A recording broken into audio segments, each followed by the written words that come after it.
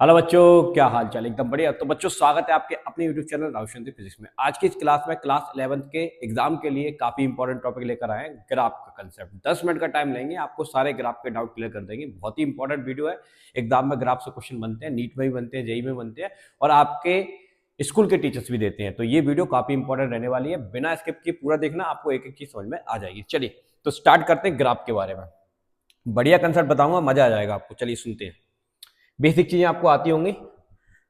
सबसे पहले तो हम ले लेते हैं एक बोर्ड, यहाँ पर ब्लैक, ताकि आपकी आंखों पे भी दिक्कत ना आए और हमारी आंखों पे भी नहीं आए। चलो, सबसे पहले हम बात करेंगे ग्राफ की।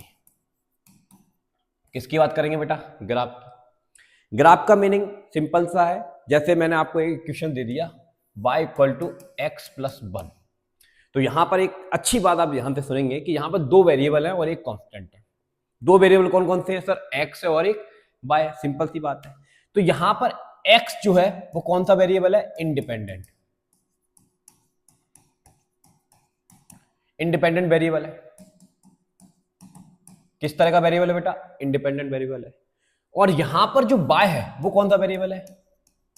डिपेंडेंट वेरिएबल है। ठीक है। अब इंडिपेंडेंट का मतलब आपको पता है, जो किसी और पर निर्भर नहीं करता है। लेकिन डिपेंडेंट का मतलब होता है जो किस पर निर्भर करता है।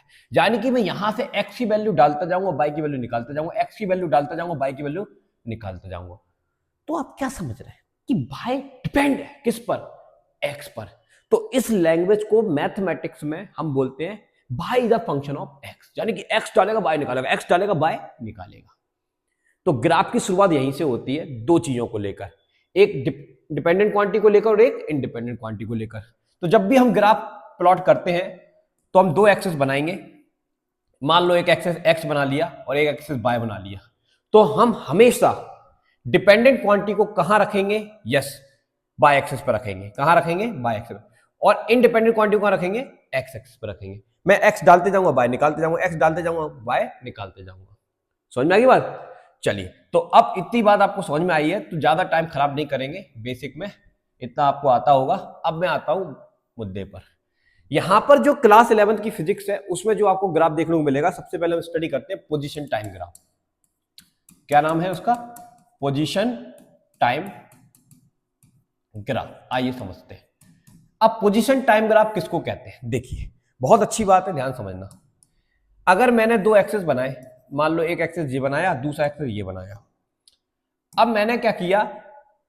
बाय एक्सिस पर रख दिया मैंने पोजीशन और एक्स एक्सिस पर रख दिया टाइम। तो टाइम इंडिपेंडेंट है, पोजीशन डिपेंडेंट है। टाइम के अकॉर्डिंग पोजीशन चेंज होती जाएगी या नहीं भी होगी, कुछ भी हो सकता है। चलिए, तो हमने क्या किया?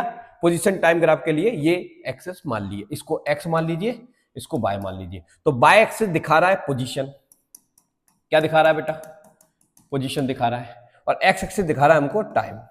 तो जब पोजीशन टाइम के बीच हम जब एक स्ट्रेट लाइन प्लॉट करते हैं, यानी कि मैं इतने टाइम पर यहां हूं, इतने टाइम पर यहां हूं, इतने टाइम पर यहां हूं, मतलब ये चीज यहां पर बताई जा रही है। ठीक है। तो पोजीशन टाइम ग्राफ के बीच में अगर हम एक स्ट्रेट लाइन प्लॉट कर देना, तो इस स्ट्रेट लाइन का हम यहां से क्या करेंगे? एक परपेंडिकुलर डालेंगे और इस परपेंडिकुलर सामने ये एक एंगल मानेंगे। ये एंगल हमने थीटा मान लिया। तो अब एक चीज दिखेंगे कि ये वाली जो लाइन है, क्या है? लाइन। कैसी लाइन है सर? स्ट्रेट लाइन है। तो ये जो स्ट्रेट लाइन है वो हमेशा टाइम एक्सिस के साथ कुछ एंगल बनाएगी। ये जो एंगल बनाती है ना, इस चीज को यहां पर ग्राफ के टर्म्स में बोलेंगे स्लोप। क्या बोलेंगे? स्लोप। स्लोप को हमेशा एम से लिखेंगे और स्लोप का मतलब होता है टेन थीटा। स्लोप का मतलब क्या होता है? Tan theta. हमेशा याद रखेंगे। चलो, अब यहां पर हम इसका स्लोप निकालने की कोशिश करते हैं। तो बड़ा आसान है। टेन थीटा का मतलब आपको पता है परपेंडिकुलर अपॉन बेस। तो परपेंडिकुलर नाम तो यहां पर पोजीशन है, तो आप बोलेंगे सर पोजीशन। और बेस का नाम यहां पर क्या है? टाइम है, तो आप बोलेंगे सर टाइम। तो आपको स्लोप मिल गया किसका? पोजीशन टाइम ग्राफ का। Position divided by time. और position time divided by time आपको गिफ्ट देता है वेलोसिटी। पोजीशन टाइम ग्राफ का जो स्लोप है वो आपको क्या देता है? वेलोसिटी। तो ये हो गया हमारा बढ़िया कंसेप्ट पोजीशन टाइम ग्राफ का। भाई याद रखिएगा, पोजीशन वर्सेस टाइम ग्राफ का स्लोप गिव्स वेलोसिटी। क्या मतलब है? और देखिए, अब मैंने जैसे आपको एक ग्राफ बना के दे दिया, पोजीशन टाइम ग्राफ दे दिया दिस। मैंने दो लाइन बना दी, एक ऐसे और एक ऐसे, एक ए है एक बी है। बड़ा आसान है। अब आप देखेंगे कि इसका एंगल थीटा 1 है, इसका एंगल थीटा 2 है। टाइम एक्सेस के साथ ही एंगल देखना है। तो जिसका एंगल ज्यादा होगा मतलब उसको स्लोप ज्यादा है, जिसका एंगल कम है उसका मतलब उसका स्लोप कम है। तो जिसका स्लोप ज्यादा मतलब वेलोसिटी ज्यादा, तेज भाग रहा है, जिसका स्लोप कम मतलब स्लो भाग रहा है। समझ में आ गई बात? आगे बढ़ जाते हैं। अब आगे देखिए, अब ये जो पोजीशन टाइम ग्राफ मैंने बनाया दिस, ये पोजीशन टाइम ग्राफ मैंने बनाया, पोजीशन टाइम ग्राफ ये मैंने बनाया। अगर इस पोजीशन टाइम ग्राफ में मैंने एक स्ट्रेट लाइन प्लॉट कर दी दिस, तो इसका मतलब क्या है सर, इस टाइम पर यहां खड़ा है, इस टाइम पर वहीं खड़ा है, इस टाइम पर वहीं खड़ा है, इस टाइम पर वहीं खड़ा है। मतलब आपकी अगर लाइन पोजीशन टाइम ग्राफ में लाइन अगर टाइम एक्सिस के पैरेलल है, कैसी है, टाइम एक्सिस के पैरेलल लाइन है, तो ये आपको बताता है रेस्ट में, काय में बंदा, एट रेस्ट में। ठीक है साहब, आगे देखिए। अब मैंने ये पोजीशन टाइम ग्राफ लिया, वही वाली, ये पोजीशन और ये टाइम, ये लाइन मैंने बनाई। अगर मैं आपसे कहूं कि ये एंगल इसका थीटा है, तो ये एंगल कितना होगा सर, ये भी थीटा, ये एंगल कितना होगा सर, ये भी थीटा। तो आप कहीं पर भी चले जाइए एंगल थीटा ही होगा। एक स्ट्रेट लाइन के लिए एंगल कैसा रहता है, सेम रहता है। इसका मतलब इसका स्लोप भी कांस्टेंट रहेगा। स्लोप मतलब velocity is constant, velocity constant है। और जब बेटा वेलोसिटी कांस्टेंट होती है ना, तो ये ग्राफ बता रहा है पोजीशन टाइम ग्राफ का यूनिफॉर्म मोशन। कौन सा मोशन बता रहा है, यूनिफॉर्म मोशन बता रहा है, यानी कि वेलोसिटी उसकी एक जैसी है, एक जैसी वेलोसिटी से कार चल रही है, यूनिफॉर्म मोशन दिखा रहा है। ये रेस्ट बता रहा है। आगे बात करते हैं।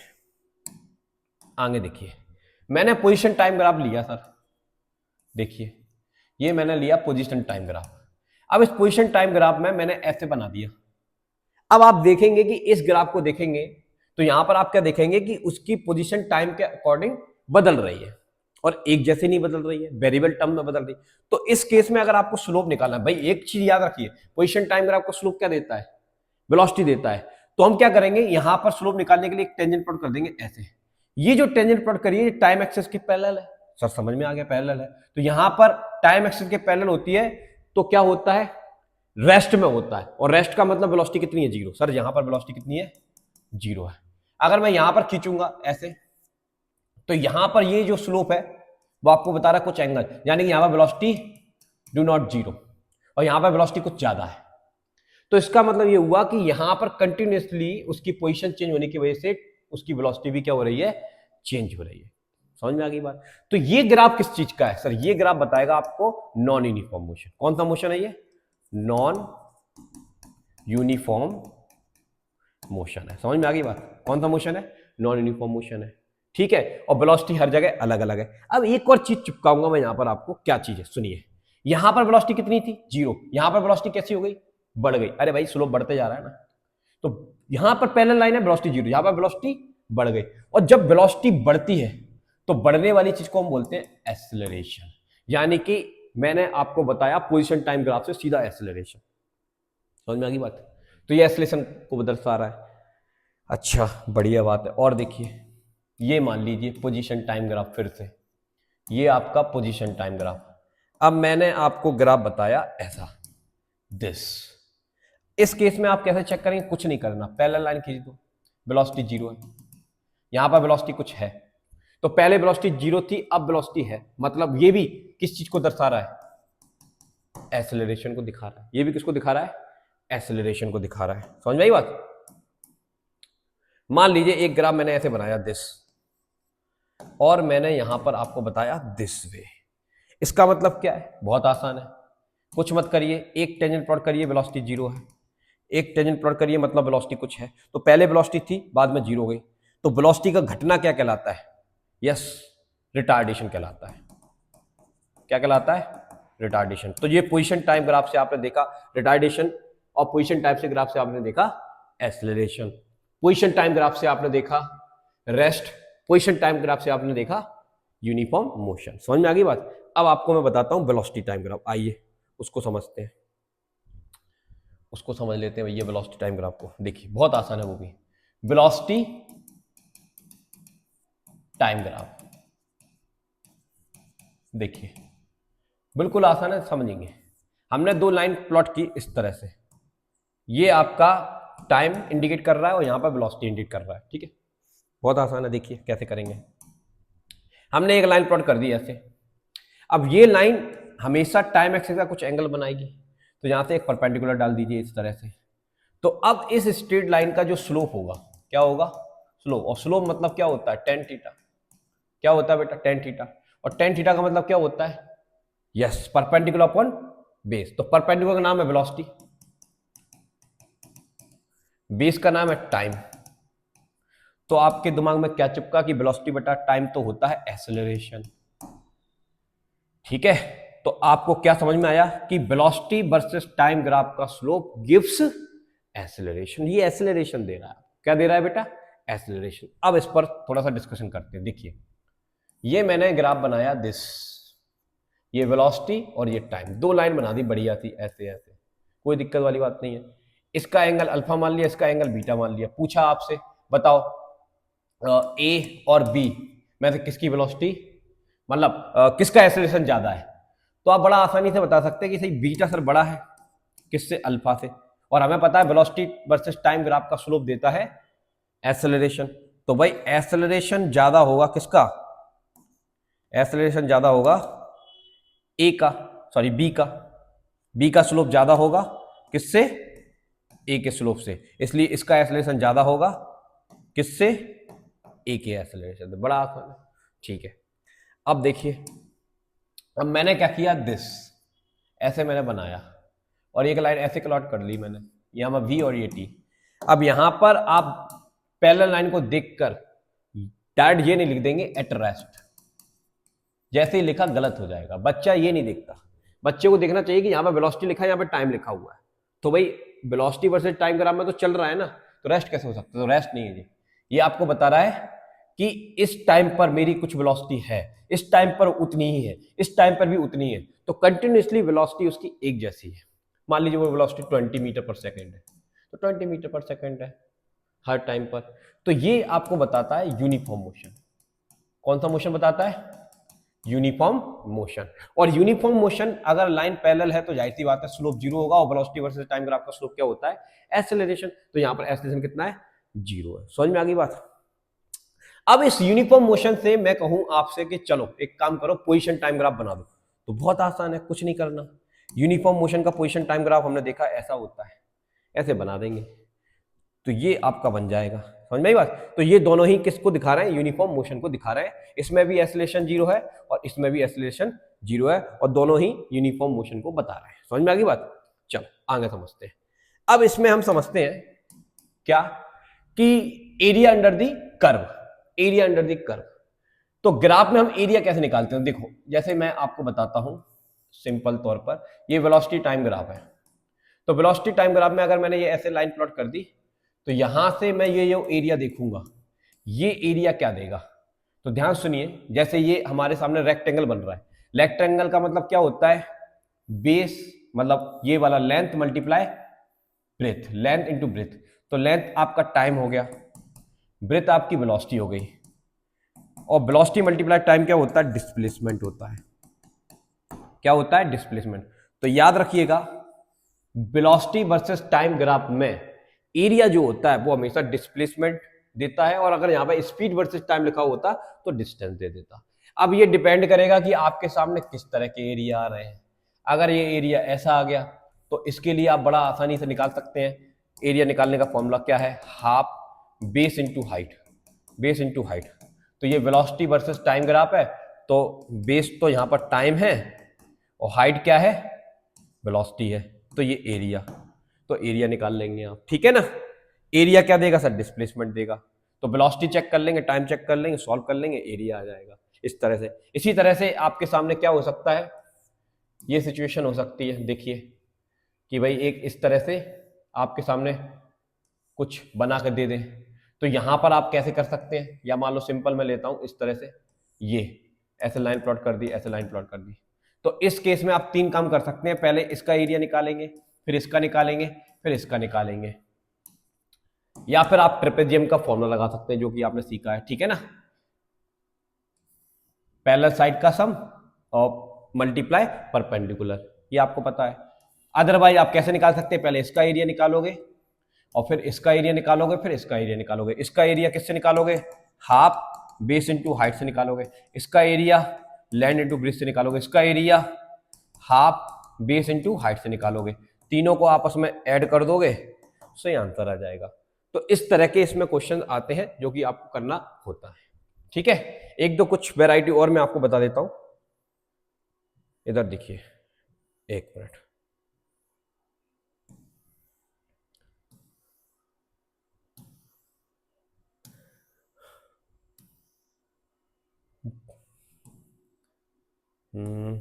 ठीक, एक काम करते हैं, यहीं ले लेते हैं, यहां ले लेते हैं। जैसे मान लीजिए एक क्वेश्चन मैं आपको बताता हूं, एक बॉल है जिसको हम नीचे की तरफ फेंक रहे हैं, ड्रॉप कर रहे हैं नीचे की तरफ यहां से, तो इसको आप ओरिजिन मान लीजिए। क्या मान लीजिए? ओरिजिन मान लीजिए।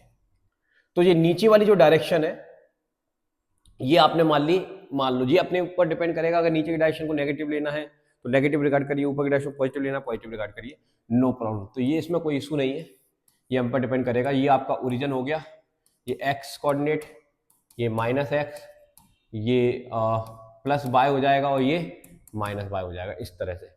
अब आपको क्या करना है, इसका वेलोसिटी टाइम ग्राफ बनाना है। एक बॉल को हम यहां से नीचे की तरफ ड्रॉप कर रहे हैं, मान लीजिए पॉजिटिव से ड्रॉप कर रहे हैं, ठीक है, तो ये नीचे की तरफ आएगी इस तरह से, और फिर जब ये नीचे आएगी तो ग्राउंड पर टकराएगी, और ग्राउंड पर टकराएगी तो ये फिर ऊपर जाएगी। तो इसका ग्राफ हमको बनाना है। तो बड़ा आसान है, कैसे बनाएंगे देखिए, मैं आपको बताता हूं पहले वेलोसिटी टाइम ग्राफ। कौन सा ग्राफ? Velocity time graph. मान लीजिए आपकी बॉल कहां जा रही है? नीचे जा रही है। नीचे की डायरेक्शन को कैसे माना आपने? नेगेटिव माना। तो नेगेटिव माना तो एक बात आपको पता है कि जब बॉल गिरती है तो हम भाई ड्रॉप का केस है, तो ड्रॉप के केस में इतना तो आपको पता होगा कि ए बराबर होता है जी, यानी कि इस पर एक्सेलरेशन काम करता है, और वो एक्सेलरेशन क्या करता है? इसकी वेलोसिटी को बढ़ाता है। तो स्टार्टिंग में जब हम पकड़े हुए हैं, ये वेलोसिटी वर्सेस टाइम ग्राफ है, तो वेलोसिटी स्टार्टिंग में कितनी है? 0 है, और थोड़ी देर बाद उसकी वेलोसिटी हो जाती है कुछ, टकराने से पहले की वेलोसिटी। और वेलोसिटी वेक्टर क्वांटिटी तो नेगेटिव भी हो सकती है, तो नेगेटिव मान लीजिए उसकी हो गई माइनस यू, ठीक है, जो भी आप इसको नाम देना चाहें, ठीक है। यहां पर टाइम मान लीजिए 0 सेकेंड था, जब ये नीचे टकराई होगी उस समय टाइम हो गया मान लीजिए 1 सेकेंड में टकरा गई। कितने सेकंड में टकरा गई? 1 सेकेंड में, ठीक है। ये जमीन पर टकरा गई। अब जमीन पर टकराने के बाद ये ऊपर की तरफ जाएगी, और ऊपर की डायरेक्शन कैसी है? पॉजिटिव है। तो पॉजिटिव का ग्राफ यहां से नहीं बनेगा, पॉजिटिव का ग्राफ यहां से बनेगा। अभी इसके पास कितनी वेलोसिटी है? तो भाई नीचे माइनस है, तो ऊपर के लिए उसके पास मान लीजिए प्लस यू वेलोसिटी है। अब जब ये ऊपर की तरफ जाएगी और एक्सेलरेशन ड्यू टू ग्रेविटी तो नीचे काम करता है, तो लगातार उसकी वेलोसिटी को कम करेगा। तो वेलोसिटी को कम करेगा तो वो धीरे धीरे धीरे धीरे धीरे धीरे उसकी वेलोसिटी एक टाइम बाद 0 हो जाएगी। कितनी हो जाएगी? 0, ठीक है, ये आ जाएगा।